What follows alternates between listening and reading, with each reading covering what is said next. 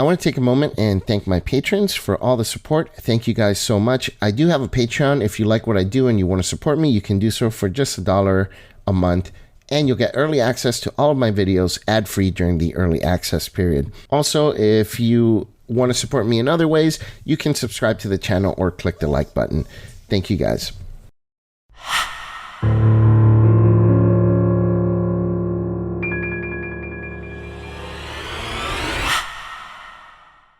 Welcome to the Twisted Tentacle Inn. I'm your Innkeeper, and today we will be discussing Beholders. Second only to dragons, the Beholder is possibly the most iconic creature in Dungeons & Dragons. From the Monster Manual, a Beholder's spheroid body levitates at all times, and its great bulging eye sits above a wide, toothy maw, while the smaller eye stalks that crown its body twist and turn to keep its foes in sight. When a Beholder sleeps, it closes its central eye, but leaves its smaller eyes open and alert. One glance at a Beholder is enough to assess its foul and otherworldly nature. Aggressive, hateful, and greedy, these aberrations dismiss all other creatures as lesser beings, toying with them or destroying them as they choose. The Beholder thinks of itself as the apex predator, the pinnacle of evolution, even above other Beholders.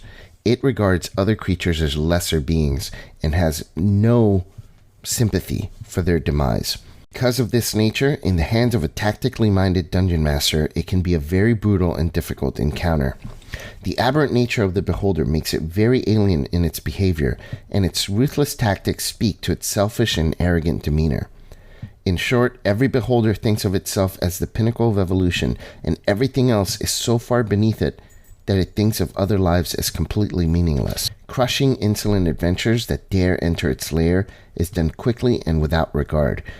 But this also hints at their weakness, which should be exploited if adventurers can uncover it. When Volo's Guide to Monsters was released, Beholders were given the treatment they deserved, having their lore fleshed out like never before. There were some changes, especially with regard to how they procreate, or better stated, multiply, when compared to previous editions of Dungeons & Dragons. In 5th edition, a Beholder is born from the dreams of other Beholders. The dreams can alter reality, and they are the only way that Beholders multiply. I think this kind of stems from the Lovecraftian lore surrounding Azathoth, who dreams different versions of reality into existence, and if he were to ever wake up, reality would end. Anyway, it's a cool and alien way to handle procreation, and it's very fitting of their alien and selfish nature. So let's look at some tactics. First off, a Beholder is so paranoid that they are the main subject in people's lives that they assume inferior beings are always looking for ways to defeat them. It's this paranoia that leads a Beholder to set up deadly traps within its lair to stop potential threats. After all, if their superior intellect can stop an adversary before they have to risk physical harm in a direct confrontation, they will use that as much as possible. The first line of defense a Beholder will use is its minions and slaves. The arrogance of a Beholder prevents it from thinking that its captives will dare turn on them, and they expect their captives to fight on its behalf in the event of a breach to the death. The sad part is that a lot of creatures are actually willing to do so purely out of fear of retribution from the beast. The second line of defense is traps. Because they can hover, Beholders love creating covered pit traps within their lairs. Obstacle courses are also a great way to introduce ways to slow enemies or pin them down, or even force specific formations that are more tactically advantageous for the Beholder to take advantage of. Sometimes they'll set up a hard-to-reach doorway, and that's another great way that a Beholder can force marching formations on its enemies. Gas spores and spore traps that are set off after a sharp turn within a tight tunnel are also favorites of the Beholder, and they offer few ways of escaping. Finally, falling traps and collapsible ceilings are great ways to pin down enemies in case of a difficult combat. A simple disintegration ray can help collapse a ceiling, allowing the Beholder to move and get away to work up new tactics to kill its foes with, or simply to pin them down or separate groups from each other. Beholders also like to make a series of tunnels within their lair, specifically tunnels that go up through the ceiling. The Beholder flies up one tunnel, emerges from a different one, shoots a few eye rays, and goes back through the tunnels, making it very difficult to target between rounds. Some positioning considerations in case tunnels are not available is to fly overhead and face straight down so that the anti-magic cone hits the spellcasters, but your other eye rays can still hit the melee opponents. Alternatively, it can hover above the party at an angle, aiming its anti-magic cone at the entire party, and then on its turn, turn the cone away, using its other eye rays, and then putting the cone back at the end of the turn. Now, this one presents some issues because the anti-magic cone does affect the other eye rays. There is a chance that you'll end some lasting effects from your other eye rays. It also can prevent you from using your legendary actions, which are also using the other eye rays. So it's something that you'll have to play around with. Now, this works great if the party is separated a little bit further. Then you can go ahead and continue this strategy in a cool way. Positioning for a beholder is very important. So you want to be sure that you're analyzing your strategy every single round when running a beholder encounter so that you are at the optimal positioning for the beholder. Do not stay in one place and use only one way of positioning it. Move around and constantly analyze the battlefield in order to do so. All right, so let's talk about the eye rays. I've played at tables where Dungeon Master targets a player and then asks them to roll the random die to see which eye ray affects them. So basically choosing their fate in a way. So, oh my God, do not do this. Roll your random eye rays and then pick who you're going to target based on what type of ray you rolled. Let me read this excerpt from the books. A beholder analyzes its opponents, makes note of armor, weapons, and tactics, and adjusts its strategy to eliminate the most dangerous threats as quickly as possible. This tells us that even though the eye rays are random, who they target is not random. So let's take a look at the saving throws by the type of ray. For strength saving throw, we've got the telekinetic ray. Dexterity is the slowing ray, petrification ray, disintegration ray, and the death ray. Constitution is the paralyzing ray and the enervation ray. And wisdom, you're looking at the charm ray, fear ray, and sleep ray. So be sure that a beholder analyzes their opponent, and based on their attributes, after fighting them for a round or so, the beholder should have an idea as to which attributes are going to be best against which particular target.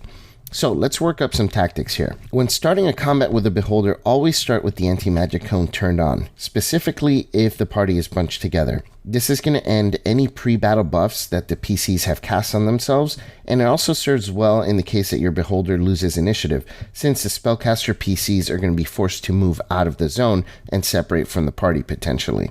The first round should be spent using the other random eye rays on the PCs based on their outfits and body types.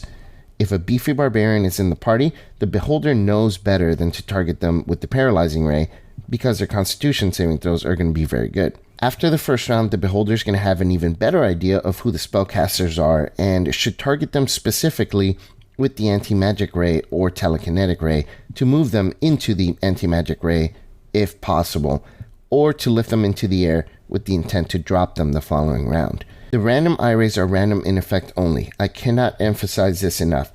The targets for each ray should not be random ever. Maybe the first round, but after that, never after that. Make your beholder concentrate all of its rays on one target if it's beneficial for it to do so. So don't be afraid to do that. I understand sometimes it can feel bad or it can make a player feel like they're being targeted if you focus all your rays on them. But this is a beholder encounter, so they're not dumb combatants, and that's how they're going to fight their battles. So it's up to the players to devise tactics to prevent this kind of thing from happening. I think beholder combats are definitely going to feel more epic if it takes place in a beholder's lair. So let's talk about some lair actions here.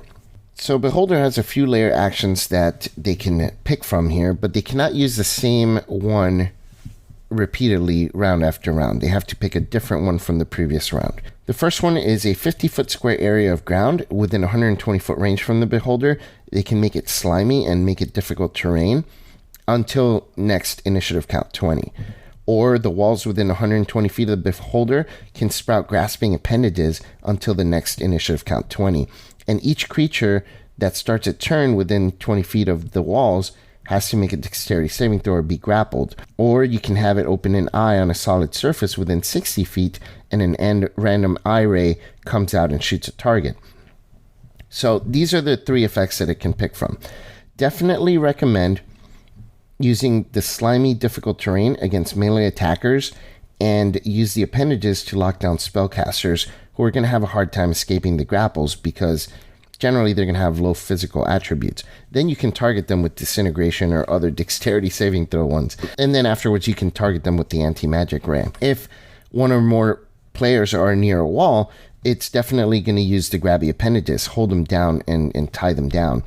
If there is a player character that's running at the beholder or charging at them, definitely use the slippery slime to prevent them from getting to it. In addition to the layer actions and its eye rays, a beholder also has a bite attack. I definitely don't recommend using the bite attack. I would say about 99% of the time you should not be using it. The other 1%, maybe.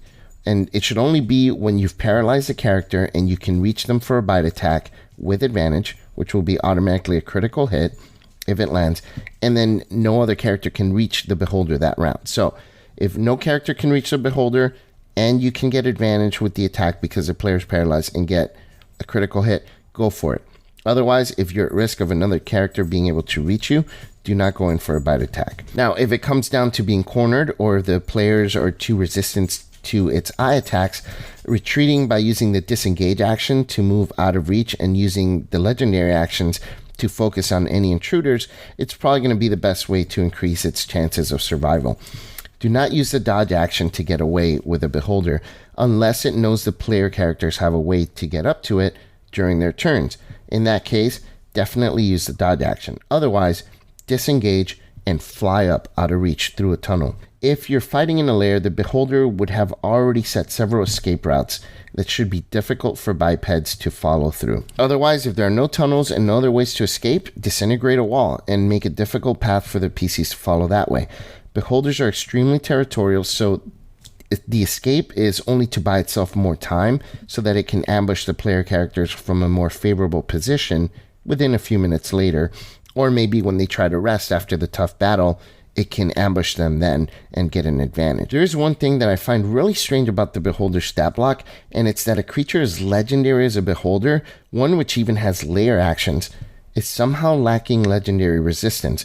I think maybe the designers thought it would make it too difficult of a fight, I don't know, but basically without legendary resistance, it means that one well-planned spell or stun can end your cool Beholder combat very, very quickly. So I highly recommend adding legendary resistance to any Beholder battle, at least ones that are in the lair, if you want to make it feel more epic. So let's finish this video by looking at an awesome Beholder encounter, one of my favorite combat encounters in all of 5th edition Dungeons & Dragons officially published campaign modules. This combat can teach us quite a bit about Beholder tactics and making a truly memorable Beholder encounter. And I'm talking about the vast oblivion of Karazikar in Chapter 13 of Out of the Abyss. The battle takes place over a chasm that can be quite deadly for anyone falling down it.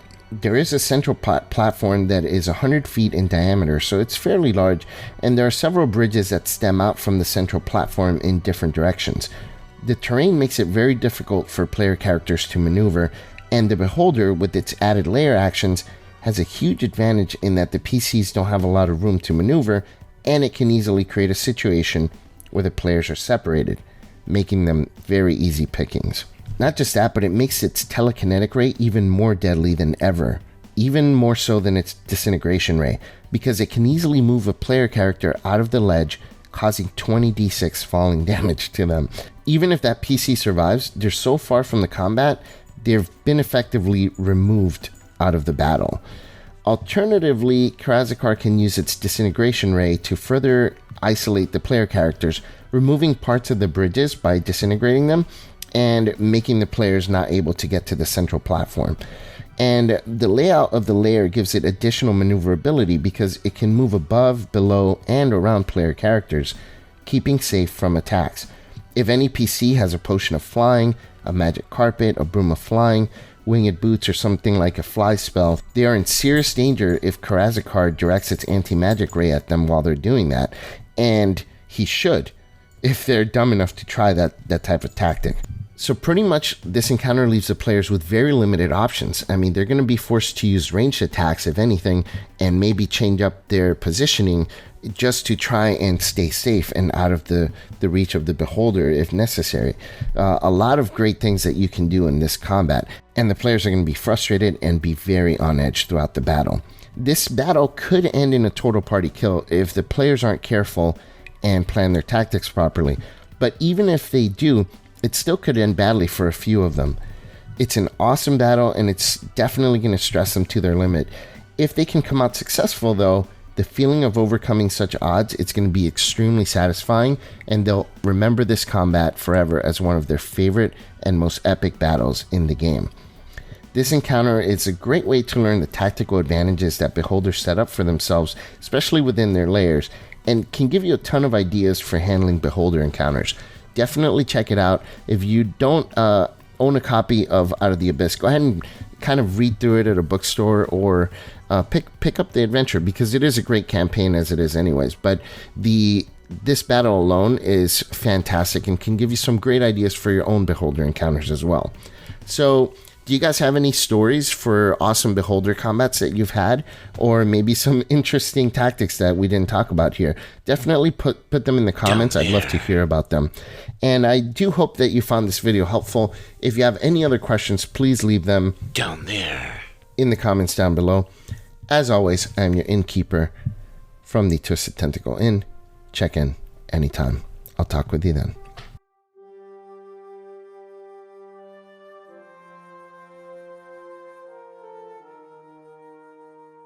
Welcome back, valued guest. You're just in time. We're doing something a little different today. We call it a Q&A. It's a term I made up that's short for question and answers. We're having a lot of fans and people who've stayed at the end before write to us, and we're going to answer their questions for them.